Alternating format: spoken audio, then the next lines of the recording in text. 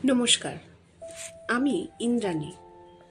এক ঝাঁক ইচ্ছেটানা ইউটিউব চ্যানেলে তোমাদের সবাইকে জানাই স্বাগত। শুরুতেই সকলের কাছে একটা অনুরোধ, আমার চ্যানেল যদি ভালো লাগে তাহলে অবশ্যই সাবস্ক্রাইব করো। সকলে উৎসাহ পাবো এগিয়ে চলার পথে। এছাড়া লাইক, কমেন্ট ও শেয়ার করতেও ভুলো না। বেল আইকনটা সবাই অবশ্যই অন করে দিও কিন্তু, যাতে নতুন গল্পের খবর সবার আগে তোমার কাছে পৌঁছয়। আশা রাখছি সবাইকে পাশে পাবো। গতকাল অর্থাৎ 12ই মে ছিল মাতৃদিবস। যদিও মায়ের অবদানের বিশেষ কোনো দিন হয় না, জন্ম থেকে মৃত্যু পর্যন্ত একজন মা নিজের জীবনের প্রতিটি মুহূর্ত নিজের সন্তানের জন্য যেন উৎসর্গ করে রাখেন। তাই মাতৃদিবস পালনের মাধ্যমে সকল মায়েদের জন্য শ্রদ্ধা, সম্মান ও ভালোবাসা জ্ঞাপন করা হয়। সুতরাং মাতৃদিবসে মা নিয়ে গল্প বলাটাই স্বাভাবিক। মায়েদের ত্যাগ, মমতা, ভালোবাসা, মহত্ব এগুলো তো সবাই জানে, কিন্তু ব্যতিক্রম সব কিছুতেই থাকে, যা হয়তো খুবই রূঢ় কিন্তু নিষ্ঠুর বাস্তব। মানুষের অধিকার বোধ আর প্রতিশোধ স্পৃহা অনেক সময় মাতৃত্বকেও ছাপিয়ে যায়। সেরকমই একটি গল্প আজ পাঠ করতে চলেছি, শ্রদ্ধেয়া লেখিকা আশাপূর্ণা দেবীর লেখা ছিন্নমস্তা। না, এটা কোনো দেবীর কাহিনী নয়, একজন মায়ের গল্প, যা রূঢ় বাস্তবকে মনে করিয়ে দেয়। কেন গল্পের নাম ছিন্নমস্তা লেখিকা দিয়েছেন তা গল্পের শেষে অবশ্যই ব্যাখ্যা করার চেষ্টা করব। শুরু করছি আজকের গল্প ছিন্নমস্তা। গাছের মাথা হইতে রোদ নামিয়া উঠানের কোণে পড়িয়াছে। এইমাত্র স্কুল বাড়ির ঘণ্টা পড়ার শব্দ শোনা গেল। 10টার গাড়িতে বরকনে আসিবার কথা। স্টেশন হইতে বাড়ি আসিয়া পৌঁছিতে খুব জোর আরো আধ ঘন্টাই হোক, তার বেশি তো নয়। অতএব সময় আর নাই। জয়াবতী তাড়া দিতেছিলেন, আলপনা দেওয়া যে তোর আর এগোচ্ছে না মন্টি, বউ এসে কি কাঁচা পিটুলিতে পা দেবে? আলপনা শুকিয়ে ফুটফুট করবে, তবে না বউ ছত্তরের বাহার। মন্টি কলিকাতায় মামার বাড়ি থাকিয়া স্কুলে পড়ে। সম্প্রতি রবীন্দ্র জন্মোৎসবে আলপনা আঁকিয়া নাকি বিশেষ খ্যাতি অর্জন করিয়া আসিয়াছে। অবশ্য তাহার সহপাঠিনী মল্লিকার ঘোষ নাকি সমস্ত ক্রেডিটটা মন্টির চাঁপার কলির মতো আঙুলের ডগাগুলিকেই দেয়, কিন্তু সেটা একটা ধর্তব্যের কথা নয়। কন্যা গুণ গর্বিতা মন্টি জননী মন্টিকে লইয়া জয়াবতীর বাড়ি আলপনা দেওয়াইতে আসিয়াছেন। একমাত্র ছেলে জয়াবতীর, বিবাহান্তে বউ লইয়া বাড়ি আসিতেছে আজ। কিন্তু স্কুলের বিদ্যাটা যেন খুব বেশি কাজে লাগিতেছে না আজ। এত বড় উঠান দেখিয়াই হাঁপাইয়া উঠিয়াছে বেচারা। স্কুল বাড়ির দোতলার হলের পালিশ করা মেঝে তুলি বুলানো এক, আর এই প্রকাণ্ড শান বাঁধানো ভরাট উঠান লতা পদ্ম আঁকা আর। চাঁপার কলি ঘষিয়া ক্ষয় হইয়া চাঁপা কলায় পরিণত হইতে বসিয়াছে। তাহার উপর আবার জয়াবতীর তাড়া। মায়ের উপর রাগে হাড় জ্বলিয়া যাইতেছিল মন্টির। জয়াবতীর উপরও কম নয়। বলা খুব সহজ, নিজে করিয়া দেখুন না একবার। এই গোছের মনোভাবটা লইয়া একই নকশার পদ্ম সর্বত্রই আঁকিতে থাকে শেষ পর্যন্ত।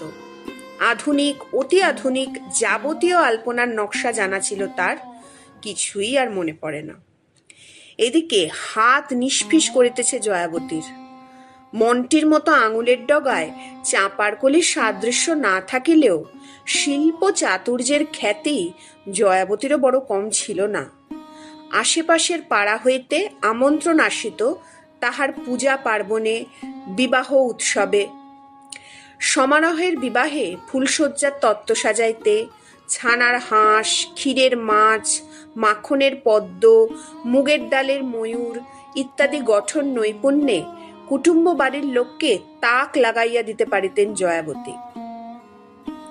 নূতন জামাইয়ের জলখাবারের ফলের রেকাবিতে কি কম কারুকার্য করিয়াছেন আজ পর্যন্ত?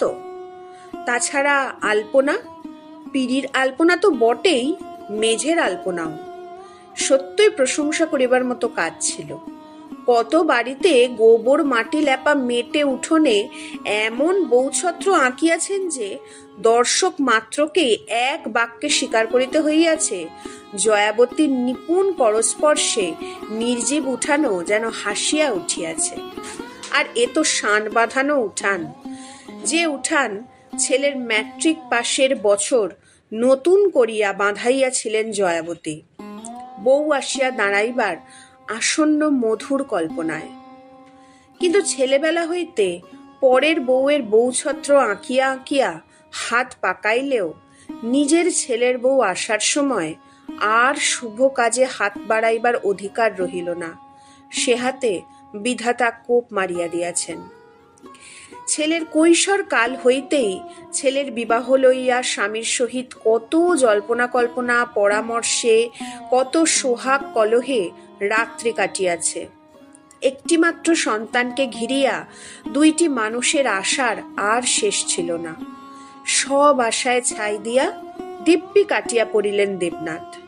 জয়াবতীর জন্য রহিল আনন্দহীন গুরুদায়িত্বের বোঝা। ছেলের বিবাহ আজ আর রঙিন কল্পনা নহে, কঠিন কর্তব্য। ভালোয় ভালোয় কাজটা মিটিয়া না যাওয়া পর্যন্ত আহার নিদ্রা নাই তাহার। বউ বরণ করিবার জন্য জ্ঞাতি যা কনকলতা একখানা খসখসে নূতন বেনারসি শাড়ি জড়াইয়া ঘোরাঘুরি করিতেছিল। বিমলেন্দু জল পানির টাকায় সাত করিয়া এই শাড়ি কিনিয়া রাখিয়াছিলেন জয়াবতী বিমলেন্দুর বউ বরণ করিতে। সিন্দুক খুলিয়া সেই শাড়ি বাহির করিয়া দিয়াছেন কনকলতাকে। কনকলতা কাপড়ের আঁচল সামাল করিতে করিতে দুধে আলতার পাথরখানা আনিয়া বসাইয়া দিয়া তোষামোদের সুরে বলে, এ কি আর তোমার হাত মেজদি যে একদণ্ডে হয়ে যাবে? জয়াবতী মন্টির মার অপ্রতিভ মুখখানার দিকে চাহিয়া তাড়াতাড়ি বলিয়া ওঠেন, ছোট বউয়ের যেমন কথা, এই বুড়ির সঙ্গে কি ওই ছেলে মানুষের তুলনা চলে? এই যে অতখানি করেছে এরই মধ্যে তাই ঢের, গাড়ির সময় হয়ে গেল তাই তাড়া দেওয়া। কনকলতা বাতাসের গতি আঁচ করিয়া কথার মোড় ঘুরায়, তা তো বটেই, তা তো বটেই, তুলনা নয়, এমনি বলছি। যেমন অদৃষ্ট, চিরদিন 5 জনের করে এসে এখন নিজের ঘরে চোর। আজ কোথায় তুমি নিজেই চেলির শাড়ি পরে ছেলে বউ বরণ করে। থাক ছোট বউ ওসব কথা, দেখো দেখিন দুধ ওতলানোর কি হলো। বউ দৌড়ে পা দেওয়া মাত্র যেন উতলে ওঠে। সস্তার করুণ রস আমদানি করিয়া অন্তর্নিহিত গভীর বেদনাকে খেলো করিবার প্রবৃত্তি নাই জয়াবতীর। গোছগাছ করিতে করিতেই বরকনে আসিয়া পড়ে। কেন তুমি মূর্তি হয়ে এলে, রহিলে না ধ্যান ধারণায়? কবিগুরুর লেখনী নিঃসৃত এই প্রেমিকের উক্তিটি অনায়াসেই বাঙালি ঘরের শাশুড়ি বউ সম্বন্ধে খাটানো যায়। অধিকাংশ পুত্রবতী জননীরই কি জীবনের সমস্ত স্বাদ আহ্লাদ গড়িয়া ওঠে না পুত্রের বিবাহ কল্পনাকে কেন্দ্র করিয়া? সদ্য যৌবন প্রাপ্ত পুত্রের মাতার ধ্যানের মূর্তি কি একটি ডানাবিহীন পরিমূর্তি নয়? কল্পনার তো রাশ টানিতে হয় না, তাই সেই ধ্যানের মূর্তিকে লইয়া লীলায়িত হইয়া ওঠে কত স্বপ্ন, কত সুষমা।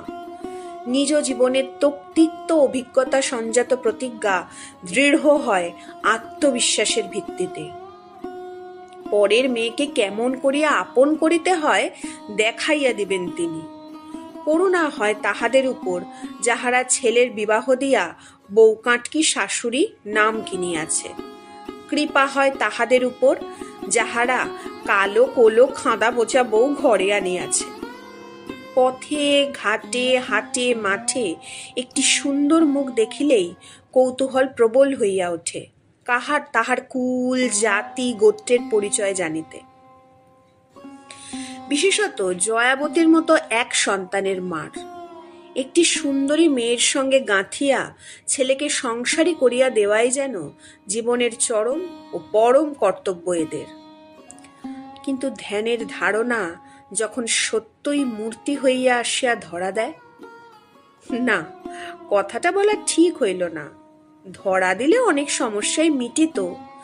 আধুনিক মেয়েরা স্বামীকেই বড় ধরা দেয় না, তা আবার শাশুড়িকে ধরা দেয় না, শুধু মূর্তি ধরিয়া আসিয়া দাঁড়ায়।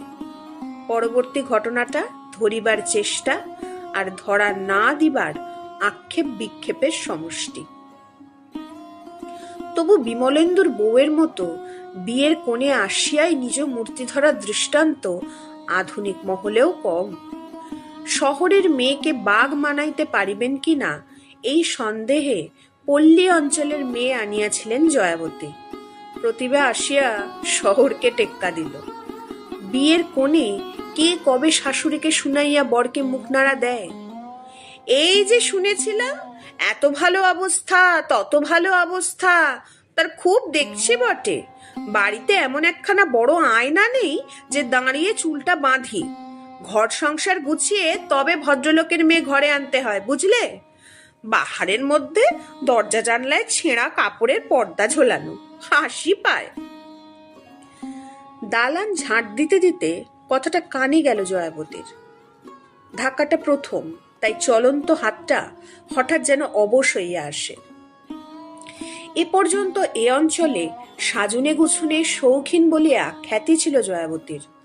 জয়াবতীর ভাঁড়ারে প্রত্যেকটি টিন রং করা, মাফিকসই। সেলফ, আলমারি, বোতল, কাঁচের জারের প্রাচুর্যে ঝকঝকে চকচকে। জয়াবতীর ঘরদোর ছিমছাম ফিটফাট।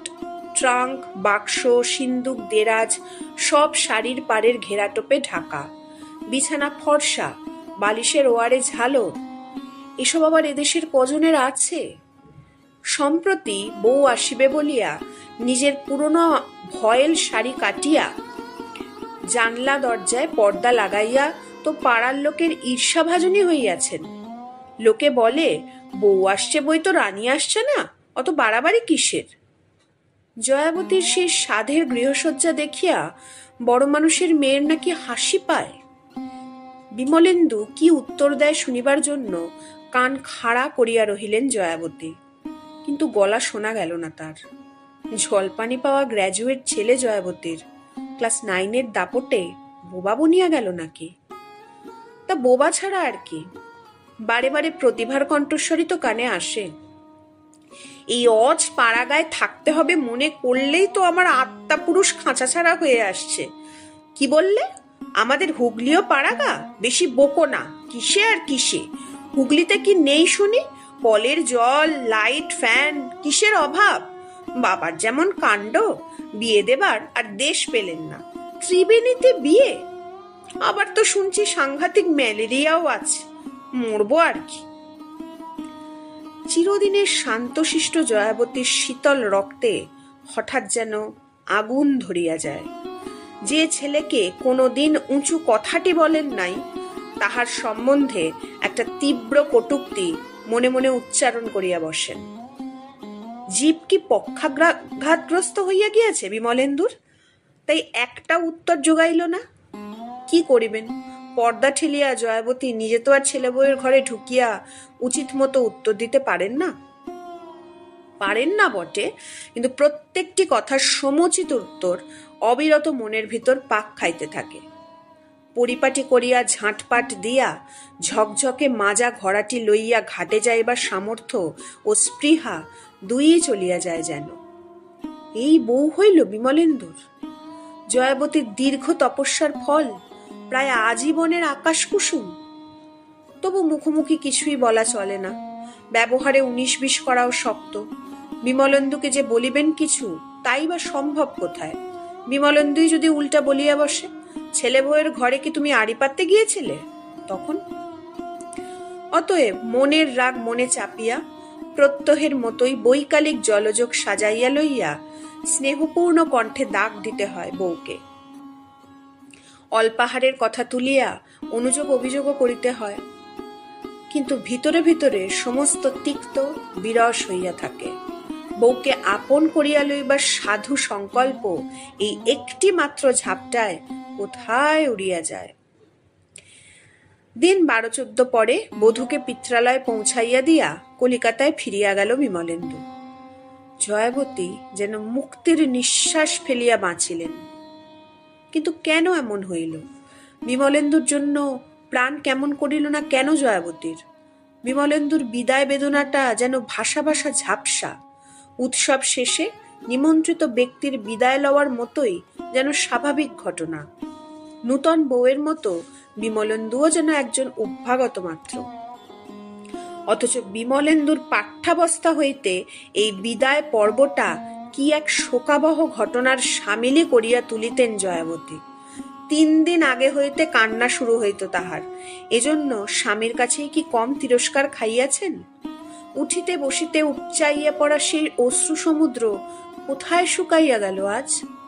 32 নারীর যে বন্ধন ছিঁড়িয়া গিয়াও মাতা পুত্রকে কোথায় যেন অদৃশ্য ডোরে বাঁধিয়া রাখিয়াছিল এতদিন, তেমনি কোনো অদৃশ্য আঘাতেই কি নির্মূল হইয়া গেল সেই বন্ধন?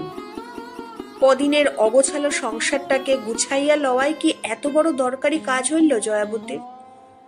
যে ছেলে বউ বাড়ির চৌখাট ডিঙাইতে না ডিঙাইতেই আগাগোড়া ওলট পালট করিয়া গুছাইতে শুরু করিয়া দিলেন। মুক্তি জিনিসটা কাম্য হইতে পারে, কিন্তু বেশ সহজ পাচ্ছ কি?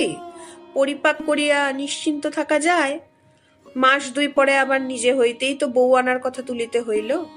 কিসের যেন একটা ছুটিতে সম্প্রতি বাড়ি আসিয়াছিল বিমলেন্দু। জয়াবতীর মনে হইল ছেলের যেন ভার ভার মনক্ষুণ্ণ। মায়ের দিকে যে দৃষ্টিতে চাহিতেছে সে কি অভিযোগের নয়? বরাবর বাড়ি আসিলেই মায়ের সঙ্গে যত গল্প হয় তাহার রাত্রে খাওয়ার সময় সারা পাড়া নিশুতি হইয়া যায়। শুধু জয়াবতীর ঘরে 3 দিনের খরচের কেরোসিন 1 দিনে পড়ে। এবারে 5 মিনিটে খাওয়া সারিয়া তাড়াতাড়ি উপরে উঠিয়া গেল বিমলেন্দু। মাকে একবার বলিয়াও গেল না। জয়াবতী অবাক হইয়া চাহিয়া রইলেন ছেলের গমন পথের পানে। অনেক রাতে যখন নিচের কাজকর্ম সারিয়া জয়াবতী উপরে উঠিলেন, তখন ছেলে ঘুমে অচেতন। মাথার কাছে চিঠির প্যাড আর ক্যাপ খোলা ফাউন্টেন পেনটা পড়িয়া আছে। হ্যারিকেনের সামনে একটা বই আড়াল করিয়া দিয়া দিব্যি ঘুমাইয়া পড়িয়াছে। চিরদিনের ঘুম কাতুরে ছেলে। পরীক্ষার পড়ার সময় যেমন হ্যারিকেনে বই আড়াল করিয়া দিয়া খাতাপত্র ছড়াইয়া ঘুমাইয়া পড়িত। জয়াবতী আসিয়া আলোটাকে মাথার কাছ হইতে বিদায় করিয়া দিয়া পরম যত্নে গুছাইয়া তুলিয়া রাখিতেন বই খাতাপত্র। আজ শুধু বিনা বাক্যে আলোর শিখাটা একটু কমাইয়া দিয়া পাশের ঘরে নিজের বিছানায় শুইয়া পড়েন। ও, বউকে চিঠি লেখা হইতেছিল বাবুর, তাই মায়ের সঙ্গে একটা কথা বলারও ফুরসত হইল না। পরদিনই ছেলের কাছে বউ আনার কথা তুলিলেন জয়াবতী। বিমলেন্দু যেন আলগোছ হইয়াই ছিল। চক্ষু লজ্জার খাতিরেও একবার বলিল না, থাক না আরো কিছুদিন, এত তারা কি? বিয়ের কোণে এবার ঘর করিতে আসিল। ঘর করিতেই যে আসিয়াছে সে দাবির ভাব প্রতিভার ব্যবহারে 16 আনা ছাপাইয়া 18 আনায় ওঠে। এ বউ লইয়া কদিন সদ্ব্যবহার রাখিতে পারে লোকে? নতুন বউ একটু কুণ্ঠিত, একটু নম্র, একটু সলজ্জ হইবে না? কেন, আর কারো বাড়িতে কি বউ কোনোদিন দেখে নাই প্রতিভা? প্রতিভার কথাবার্তা চ্যাটাং চ্যাটাং, হাঁটা চলা দুমদাম, কাজকর্ম বেপরোয়া। এই তো বউ আনার পর 5 দিনও যায় নাই। শনিবার বাড়ি আসিয়াছে ছেলে। বিমলেন্দুকে জল খাবার দিবেন বলিয়া তাড়াতাড়ি কাপড় কাচিয়া আসিতেছেন জয়াবতী। রান্নাঘরে ঢুকিয়া অবাক। প্রতিভা চায়ের জল চাপাইয়া দিয়া নিমকির ময়দা মাখিতে বসিয়াছে। মিনিট খানেক স্তব্ধভাবে দাঁড়াইয়া থাকিয়া জয়াবতী কঠিন স্বরে প্রশ্ন করেন, আকাচা কাপড়ে ছিষ্টি ভাড়ার ছুলে বৌমা? প্রতিভা খুন্তির কোণ দিয়া নিমকির গায়ে ঠোক্কর মারিতে মারিতে তীক্ষ্ণ স্বরে বলে, আকাচা কাপড় মানে? আপনার সামনেই তো কাপড় কেচে এলাম, দেখতে পেলেন না? দেখবো না কেন, কানা তো নই। পরলে তো সেই তোমাদের ঘরের আলনার জামা কাপড়, আর সেই অবধি তো বিছানায় বসেছিলে। আপনার সংসারে বুঝি কাঁচা কাপড় পরলে এক পায়ে খাড়া হয়ে দাঁড়িয়ে থাকতে হয়? জানতাম না তা। বলিয়া বেলুন চাকি ছাড়িয়া আরক্ত মুখে উঠিয়া দাঁড়ায় প্রতিভা। ফর্সা রং এতটুকু এদিক ওদিকে হইলেই লাল হইয়া ওঠে। চায়ের জলটা উথলাইয়া উথলাইয়া উনুনের গায়ে পড়িতে থাকে। জয়াবতী বোকার মতন দাঁড়াইয়া থাকেন। করিবেন কি? বউকে খোসামত করিয়া ডাকিয়া আনিবেন, না নিজেই তাহার পরিত্যক্ত কাজটা শেষ করিবেন? দুইটাই যে সমান অসম্ভব। হঠাৎ একসময় চোখ পড়িল, চা খাবার না খাইয়াই বেড়াইতে বাহির হইয়া গেল বিমলেন্দু। বোধ করি জীবনেই প্রথম। বউ যে সাতখানা করিয়া লাগাইয়াছে গিয়া, তাতে আর সন্দেহ কি? দিন যায়, কেমন ধীরে ধীরে দূরে সরিয়া যাইতে থাকে ছেলে, আধিপত্য বিস্তার করিতে থাকে বউ। নিরুপায় আক্রোশে শুধু চাহিয়া চাহিয়া দেখেন জয়াবতী। প্রত্যেক শনিবারে বাড়ি আসে বটে বিমলেন্দু, রবিবার থাকিয়া সোমবার ভোরের গাড়িতে কলিকাতায় ফেরে। কিন্তু কটি কথা কহিতে পান জয়াবতী? চোখে দেখিতে পান কবার? বাড়ি আসিয়া ঘরে ঢুকিবার আগে যা দু একটা মামুলি কুশল প্রশ্ন করে, নিতান্তই দায় সারা সেটা। তারপর সেই যে ইষ্টদেবীর মন্দিরে গিয়া ঢুকিল, আর পাত্তা পাওয়া যায় না ছেলের। রাত্রি 10টায় জয়াবতী যখন বিরক্ত তিক্ত কণ্ঠে আহারের জন্য ডাক দেন, তখন নামিয়া আসে বিমলেন্দু, চুপ করিয়া খাইয়া উঠিয়া যায়। চির অভ্যাসের বশে ছেলের রসনা তৃপ্তিকর খাদ্যবস্তুগুলোর আয়োজন করেন ঠিকই, কিন্তু কাছে বসিয়া মাথার দিব্যি দিয়া সবগুলি ছেলের উদরসাৎ করাইবার স্পৃহা যেন আর নাই। ভালো করিয়া না খাইলে শুধু রাগই বাড়িয়া ওঠে। একদিন তো ফট করিয়া বলিয়াই বসিয়াছিলেন, এবার থেকে বাড়ি এলে বৌমায় যেন রাঁধে, নইলে খেয়ে পেটও ভরে না, ভালোও লাগে না দেখি। বিমলেন্দু কিন্তু অপ্রতিভ হওয়ার পরিবর্তে মায়ের দিকে জ্বলন্ত দৃষ্টি হানিয়া স্বচ্ছন্দে বলিয়া গেল, তোমার মন টনগুলো আজকাল কি সংকীর্ণ হয়ে যাচ্ছে, আশ্চর্য। অপমান হত কালো মুখ করিয়া বসিয়া থাকিয়া জয়াবতী চুপ করিয়া রহিলেন, কোনো উত্তর যোগাইল না। উত্তর দিবেনি বা কাকে? ছেলে ততক্ষণ উপর কোঠায়। পাড়া গায়ে পাড়া বেড়াইবার প্রথাটা রীতিমতোই আছে, বিশেষত একটা উপলক্ষ জুটিলে। কারো বাড়ির নতুন বউ আসা তো বেশ একটা বড় দরের উপলক্ষ। বউ কেমন হইল এই কৌতূহল লইয়া পাড়া ঝাঁটাইয়া মহিলার দল বেড়াইতে আসেন জয়াবতীর বাড়ি। অপরের কাছে জয়াবতী খেলো হইতে রাজি নন, তাই বউয়ের তিনি প্রশংসাই করেন। কিন্তু অন্তঃসারহীন কৃত্রিম সেই ভাষা বুঝিয়া ফেলিবার মতো বুদ্ধি এদেশের 12 বছরের মেয়েটিরও আছে। জয়াবতীর কাছে জ্ঞাতব্য তথ্য সব সংগ্রহ করিয়া অবশেষে তাহারা আবার উপরে উঠিয়া বউয়ের ঘরেও উকি মারিতে যান। সেখানেও তথ্য সংগ্রহ হয় কিছু। পাড়ার লোকে বেড়াইতে আসিলে তাহাদের সম্মানার্থে যে নিচে নামিয়া আসিয়া আসন পিড়ি দিবে, এত গরজ পড়ে নাই প্রতিভার। তবে উপরে কেউ উঠিয়া আসিলে গুছাইয়া গল্প করিতে আপত্তি নাই তার। জয়াবতীর দুর্ব্যবহারের পরিচয় দিবার জন্য তো শ্রোতার প্রয়োজন। শ্রোতারাও অবশ্য শুনিতে অরাজি নয়। শুনিয়া আবার জয়াবতীর কাছে আসিয়া গালে হাত দিয়া বিস্ময়ের অভিনয় করিতেও তো মজা আছে। বউয়ের তো খুব সুখ্যাতি করিস, শুনেছিস তোর বউয়ের কথা?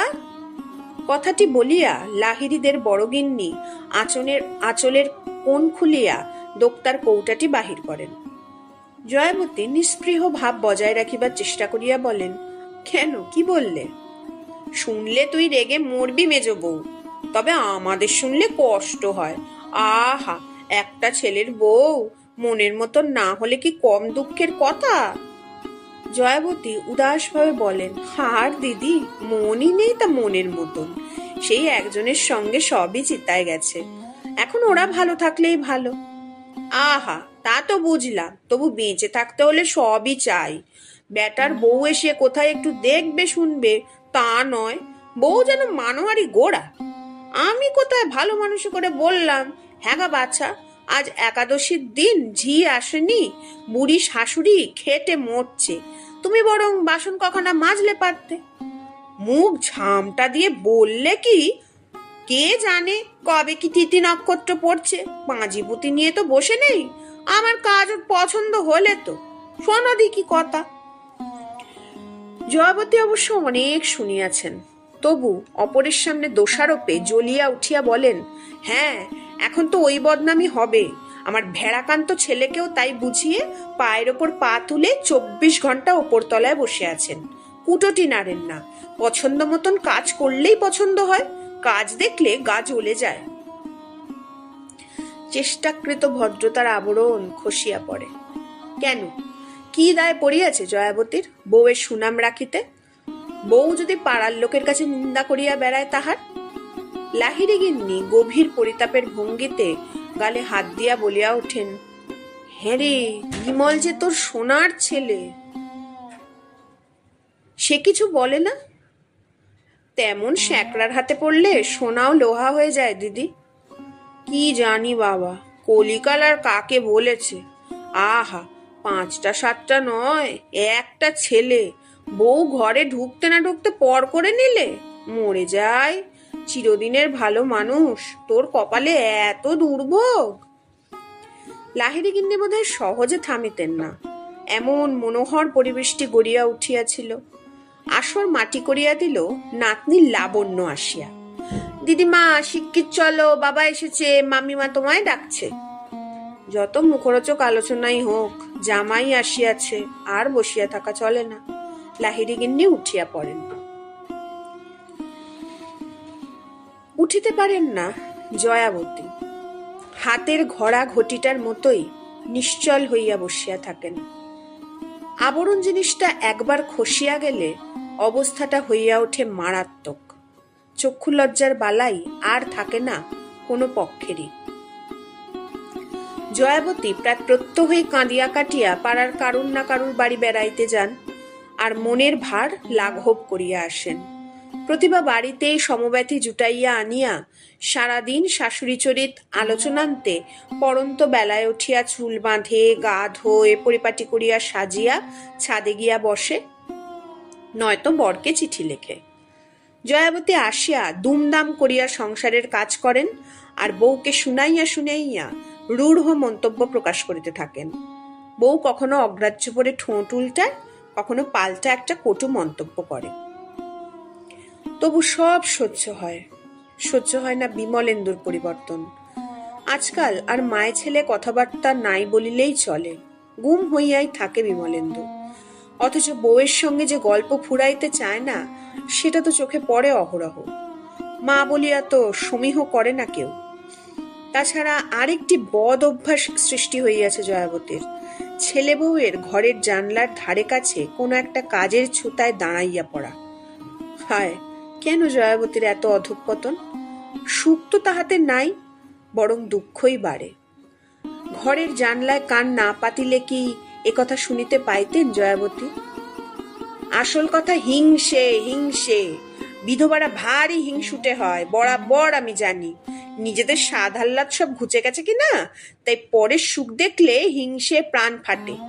এই যে তুমি আমার কাছে একটু বসো, কি দুদণ্ড গল্প করো, সহ্য হয় না, বুক ফেটে যায়। হয়তো বিমলেন্দু ক্ষীণ একটু প্রতিবাদ করে, কিন্তু সে এমনই ক্ষীণ যে জয়াবতীর কানে আসে না। বউয়ের পরবর্তী উত্তরটাই কানে আসে, আহা, তুমি আর বুঝবে কি, তোমার সামনে তো ভিজে বেড়ালটি। বলি, পাড়ায় পাড়ায় নিন্দে ছড়ায় কি বাতাসে উড়ে গিয়ে, বাড়ির লোক না রটালে? এত বলে মরে যাচ্ছি, কলকাতায় নিয়ে চলো আমায়। আমিও তো খুঁজে মরে যাচ্ছি গো প্রতিভা রানী, বাড়ি পাচ্ছি কই। কে বলিল কথাটা? বিমল।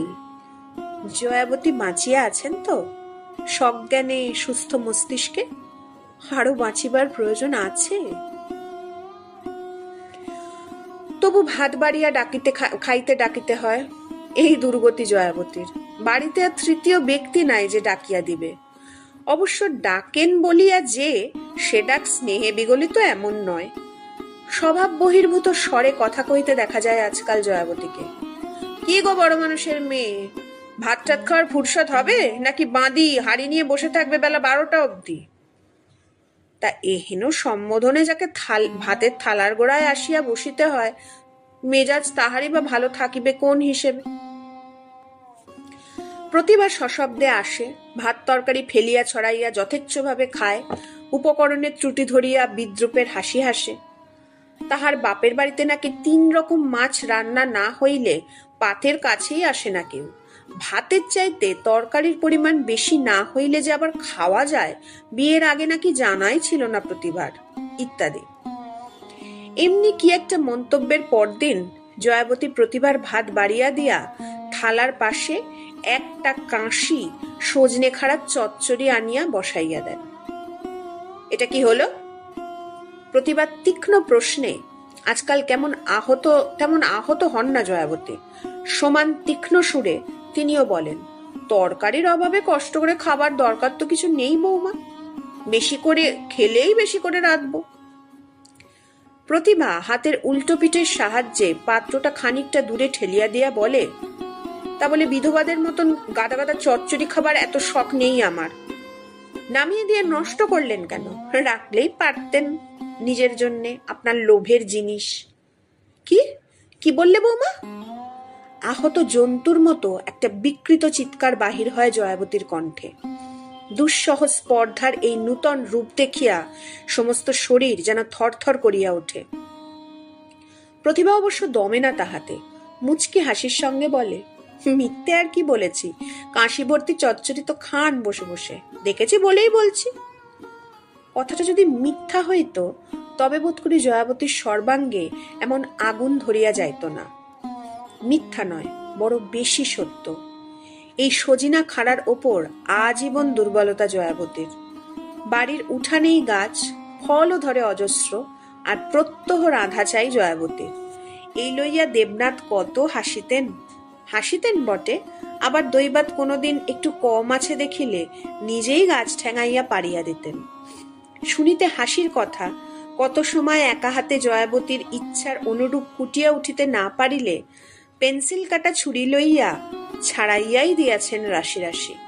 জয়াবতী অনুযোগ করিলে বলিতেন, তা হোক, হাসুকগে পাড়ার লোকে, ডাঁটা চচ্চড়ির বহর কম হলে মহারানীর মেজাজ খারাপ হয়ে যাবে যে, তখন উপায়? কেন, ছাড়ানো কিছু খারাপ হচ্ছে কি? দেখো না। বিমলেন্দুও কত দিয়েছে ছেলেবেলায়। জয়াবতীর সজিনা খাড়া প্রীতি পাড়ার লোকেরও অবিদিত নয়। তার নিজের বাড়ির গাছ থাকা সত্ত্বেও যে যার গাছের ডাঁটা উপহার দিয়া যায় প্রত্যেক বছর। প্রীতির সেই দুর্বলতাকে লোভ বলে নাই কেউ কোনোদিন, হেনস্তার চোখে দেখে নাই ব্যাপারটা, আদরের ছিল। আজ বিমলের বউ আসিয়া সেই বস্তুটার খোঁটা দিল এমন নির্লজ্জ ভাষায়। অনেক মুখরা হইয়াছেন আজকাল জয়াবতী, তবু আজিকার এই আঘাতটা যেন মুখ করিয়া দিল তাকে। কিভাবে যে তিনি সেখান হইতে সরিয়া গেলেন, কিভাবে ঠাকুর ঘরে ঢুকিয়া খিল বন্ধ করিয়া শুইয়া পড়িলেন, সে আর মনে নাই।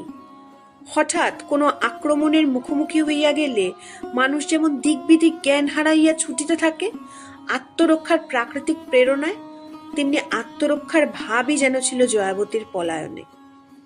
কিন্তু অমন আছড়াইয়া পড়িয়া নালিশ জ্বালাইলেন তিনি কাহার কাছে? ঘোর সংসারী জয়াবতী এমন আকুল হইয়া কবে ডাকিয়াছেন ঠাকুরকে? আজই কি এত প্রয়োজন পড়িয়া গেল দরপোহারী মধুসূদনকে, তাই অনবরত মাথা কুটিতে থাকেন তাহার উদ্দেশ্যে? কিন্তু মধুসূদনের এত প্রখর শ্রবণ শক্তির প্রমাণই বা কে কবে পাইয়াছে? বোধির বলিয়াই তো চিরদিনের দুর্নাম তাহার। আর জয়াবতীর আবেদনটাই কি এত তাড়াতাড়ি কানে ঢুকিয়া গেল? আর আশ্চর্য, প্রতিভার মতো একটা তুচ্ছ প্রাণীর দর্প চূর্ণ করিতে একেবারে গদাটারই প্রয়োজন হইল বীর পুরুষের। বিরাট সেই গদাটা যে প্রতিভার দর্পের সঙ্গে সঙ্গে আবেদনকারিনীর পাঁজর কখানাও চূর্ণ করিয়া বসিবে, সে বোধ রইল না। এমনি বেহুশ, নাকি জয়াবতীর কাণ্ডজ্ঞানহীন আবদারে নিতান্তই বিরক্ত চিত্তে বেপরোয়া ছুঁড়িয়া মারিয়াছিলেন মারাত্মক অস্ত্রটাকে? আচমকা সেই ধাক্কাটা লাগিল গিয়া বিমলেন্দুর গায়ে। তা নয় তো যে বিমলেন্দু নিত্য 2 বেলা ট্রামের ফুটপোট হইতে লাফাইয়া রাস্তায় পড়ে সেদিনই বা সে সোজাসুজি রাস্তার বদলে চলন্ত বাসের তলায় পড়িল কেন? সেদিনের মাথা কোটার মাত্রাটা কি বড় বেশি হইয়া গিয়াছিল জয়াবতীর? তাই নিজেও তিনি বিমলেন্দুর নিষ্পন্দ মূর্তিটার মতোই নিষ্পন্দ হইয়া দাঁড়াইয়া রহিলেন হাসপাতালের খাটখানার সামনে। বিমলেন্দুর মৃত্যুর মতো ভয়ঙ্কর একটা কাণ্ডের জন্যও মাথা কুটিবার শক্তি আর খুঁজিয়া পাইলেন না। পাড়ার লোকে বলা বলি করিয়াছিল, এ ধাক্কা সামলাইতে পারবে না জয়াবতী, পাগল হয়ে যাবে। কিন্তু কার্যক্ষেত্রে দেখা গেল পাগল হওয়া অত সোজা নয়। দুই চোখের কোলে কালির রেখা আর গালের হাড় দুইটা একটু উঁচু দেখানো ছাড়া বিশেষ আর কোনো পরিবর্তন ধরা পড়ে না। আবার একদা দেখা গেল শীত পড়িতে না পড়িতেই চির অভ্যাস বসে রোদে পিঠ দিয়া বড়ি দিতেছেন জয়াবতী, আলাদা আলাদা পাত্রে তিল, পোস্ত আর ছাঁচি কুমড়ার বড়ি। নৈপুণ্যের ঘাটতি কিছু নাই। দেখা গেল শীতের শেষের দিকে নাড়াচাড়া করিতেছেন কোটা আমশি আর কুলের আচারের পাথর লইয়া। দেখা গেল কুয়োর জলে ডাল আতসিদ্ধ থাকিবার ভয়ে মাজা চকচকে পিতলের ঘড়াটা লইয়া ঘাটের জল আনিতে। এই তো উঠানের মাচা হইতে লকলকে কুমড়ো ডাঁটার ডগা কাটিয়া কাটিয়া চুপড়ি বোঝাই করিতে দেখিলাম আজ। অতএব অনায়াসে কল্পনা করা যায় ভাঙা পাথরখানায় করিয়া সর্ষে বাটা, লঙ্কা বাটা আর পোস্ত বাটা সাজাইয়া দিয়া দিব্য গুছাইয়া রান্না করিতে বসিয়াছেন জয়াবতী। তা পৃথিবীর নিয়মিত এই, পাঁজর ভাঙিয়া গেলেও অনুষ্ঠানে ত্রুটি হয় না মানুষের। এখনো অবশ্য প্রতিবার ভাত বাড়িয়া আহারে তাগিদ দিতে ডাকাডাকি করিতে হয় জয়াবতীকে। তৃতীয় প্রাণী আর কই? তৃতীয় প্রাণীর আবির্ভাবের সমস্ত সম্ভাবনা পর্যন্ত তো মুছিয়া দিয়া চলিয়া গিয়াছে বিমলেন্দু। চকচকে কালো পাথরের বড় থালায় পরিপাটি করিয়া সাদা ধপধপে আতপ চালের অন্ন বাড়িয়া রাখিয়া জয়াবতী ডাকেন, বৌমা, ও বৌমা, নেমে এসো মা, মুখে দুটো দিয়ে যাও। কণ্ঠস্বরে মমতার মাত্রাটা বড় বেশি পরিস্ফুট হইয়া ওঠে না? আশেপাশে জ্ঞাতিদের বাড়ি হইতে শুনিতে পাওয়া যায়, অবাক হয় তাহারা জয়াবতীর মমতা আর মহানুভবতার পরিচয়। স্নেহ বিগলিত করুণ রস করুণতর হইয়া ওঠে অনুরোধ উপরোধের সময়। পাখা হাতে করিয়া কল্পিত মাছি তাড়াইতে তাড়াইতে বলেন, খেতে পারছি না বললে চলবে কেন মা, শরীরটাকে তো রাখতে হবে। ভালো জিনিস খাওয়ার বরাত তো ঘুচিয়েছেন ভগবান। পোড়া বিধবার গুচ্ছের শাক পাতা ডাল চচ্চড়ি না খেয়ে উপায় কি? ভাত কটা ফেলে উঠো না মা, বরং আর দুগাছা ডাটা দি। মহিলা সমাজের চিত্তজগতে প্রতিবেশীর ঘরে সদ্য বিবাহিত বধূর আচার ব্যবহার যতটা কৌতূহলকর, সদ্য বিধবার আহার বিহারটা তার চাইতে কিছু কম নয়, হয়তোবা বেশি। কাজেই প্রায় ঠিক আন্দাজ মতো সময় জয়াবতীর বাড়িতে আবির্ভূতা হন কনকলতা, লাহিড়ী গিন্নি, মন্টির মা। ইহাদের মুখপানে চাহিয়া করুণ নালিশ জানান জয়াবতী, এই দেখো ভাই, খাওয়ার দশা। তাই তো বলি বৌমাকে, মরবার পর তো নেই মা, বেঁচে থাকতেই হবে চিরকাল। বিধবার পরমায়ু মারকণ্ডের পরমায়ু, না খেলে চলবে কেন? কচু ঘেঁচু শাক পাতাই তো খেতে হবে গুচ্ছির, যেমন কপাল। সমস্বরে সায় দেয় সমাগতার দল। জয়াবতীর দুঃখেই শুধু বিগলিত হন না তারা, বিগলিত হন জয়াবতীর করুণ হৃদয়ের পরিচয়। আর কেউ হইলে হয়তো বা অপয়া রব তুলিয়া বিদায় করিয়াই দিত বউটাকে। আচ্ছা, জয়াবতীর কণ্ঠস্বরটাই শুধু কানে ঠোকে তাঁদের, দৃষ্টি পড়ে না মুখচ্ছবির পানে? কণ্ঠস্বরে মমতার যে প্রশ্রবণ বয়, চোখের দৃষ্টিতে কি আছে তার স্নিগ্ধ ছায়া? চোখের দৃষ্টিতে আর ঠোঁটের কোণের অতি সূক্ষ্ম রেখায় লুকানো বিষাক্ত হাসির আভাসে? ব্যাস, আজকের মতো এইটুকুই। মানুষের গর্ব, অহংকার ইত্যাদি সবকিছু বোঝাতেই মাথাকে ব্যবহার করা হয়। সেই জন্যেই আমরা বলি, মাথা উঁচু করে চলো, অথবা আমার মাথা কাটা গেল।